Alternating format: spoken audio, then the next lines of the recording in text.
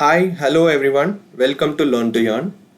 This is my first video on YouTube. I have mustered up my courage to start this channel. Okay, let us get into the video. Let me quickly talk about three major reasons on how you would benefit by watching this video. Number one, I'm planning to cover some important finance topics, that too in layman terms, and that too from basics. Now you can ask me, hey dude, already there are thousands of finance videos available. Why should we be watching your videos? And I completely agree with your views. Something you would be benefited is I'm planning to cover things from the basics and I'm going to learn along with you. Number two, I'm 30 years old now. My aim is to multiply my money by investing it wisely. To take wise decisions, I lately understood that knowing personal finance is foremost important. Just blindly going by the news or media or investing money in the market will actually work the opposite way and will end up in losing the money. I have done brief research on the topics and I have decided to share my learnings with the wider group of audience like you so that others will also get benefited. This way, if I am doing any mistakes, I can learn from you. And the final and last point is I'll try to keep the videos as short and concise as possible so that you get maximum output with minimum efforts. I value your time in watching this video. Before we move on to the video, I like to convey that I spend more time to curate and condense the content. So if you find it useful and you believe that it will be useful for your family, friends, please do share it and like and subscribe for the channel for more videos. In this video, I'm planning to cover very basics such as income, expenses, and we will widely discuss about inflation, how inflation works, and why knowing inflation is critical for you. If you feel that these are basics or rudimentary concepts, feel free to skip the video. For those who wish to learn my point of view on inflation with an example, please continue to watch. And I am sure that this video will be helpful for you when you do watch my next video on different ways of making money and investment strategies. Okay, let us start the video. You all very well know this, but spend some time in thinking about this equation. Take a pass and ask yourself this question. Look at the equation. Income minus expenses is equal to savings. When your income is exceeding your expenses, then you will have savings. That's a no-brainer. On the other hand, when your expenses exceeding income, then you will have to borrow money and will end up in debt. To maximize the savings, either you will increase your income or reduce your expenses. The income and expenses are two major levers. If you operate it wisely, then no one can stop you from getting rich. Okay, now you may say that, hey dude, I'm trying to cut down on my expenses, but still I'm unable to save with my income as my salary is very less. This is a common challenge that many of us are facing. And even if you save a little bit of money, still you find it challenging to meet your needs. For anything and everything, we end up in taking loans or we end up in caught in the trap of EMIs. You know, this problem occurs mainly for two reasons. One is the bigger culprit, inflation, and that translates to our next topic. The second problem is you and me because we are not channelizing our savings in the right way. That is making the money work for you and me. Choosing a right path to multiply your money. Let me quickly brief you on the concept of inflation. Inflation is nothing but the cost or the price rise of necessities in simple terms. Now, what are those necessities? It could be fruits, vegetables, fuel, day-to-day items that we purchase in our life. And why does this price rise happen? The question you should be asking is why inflation happens. It is because of this dual forces, supply and demand. Imagine you have an income of rupees 1000. Now what will you do? You will go to restaurants once in a month because you would be saving only less money. Now your organization has given 50% hike, though not in real day life.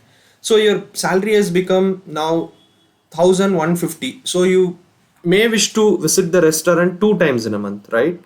So what is ultimately happening is you have started consuming more and spending more.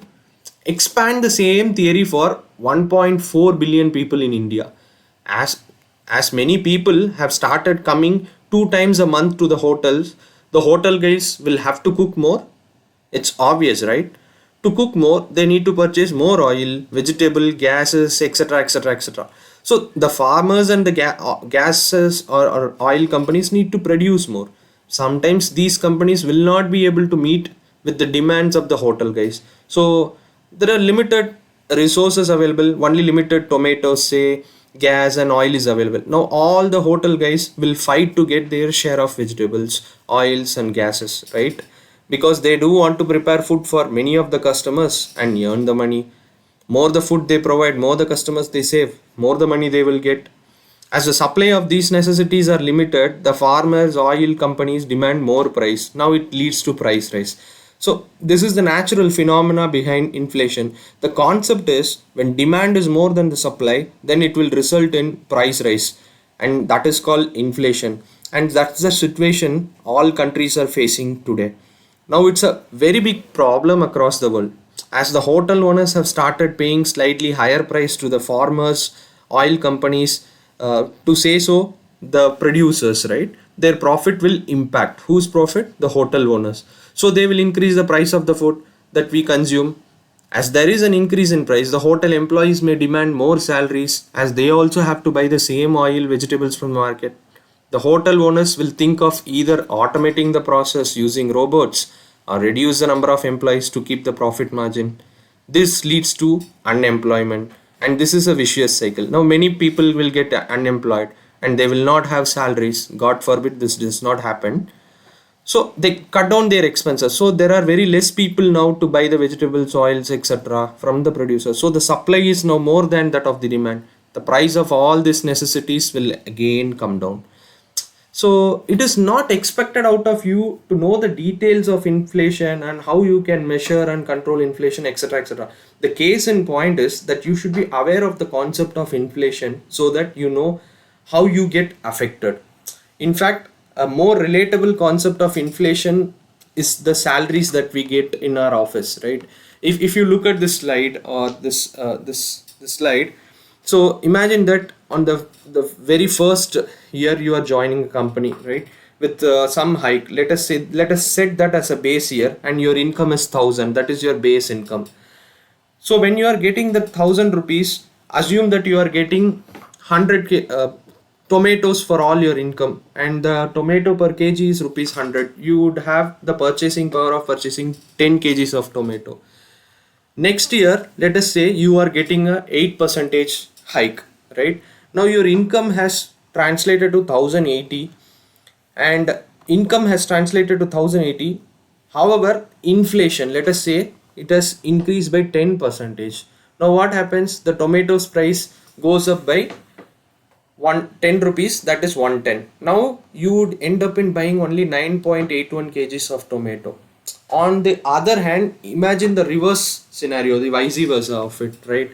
So the hike percentage is 15, and then the inflation is lesser than that, so you would end up in purchasing more tomatoes than that of the previous year. The bottom line here is you have to somehow beat the inflation. That is purely not going to happen through the corporate salaries. You have to do a side hustle, right? So that is where you would start looking out for options or investments. So we are trying to get a basic understanding of what are the factors that would influence, or what are the factors such as inflation, or where should I channelize my energy and money, time to multiply my money, right? So we would try to learn all those concepts from the scratch, and along with you in this journey I would also be learning. So I don't want to dump too many things in a day. With this I would like to wrap up today's session. Meet you on the next video. Hope you like the video. All you need to do is spend 5 to 10 minutes every day with me. Eventually you would yourself be well versed with the concepts and would be able to navigate through with your sound investment decisions. Thank you. Have a great day everyone. Bye bye. Take care.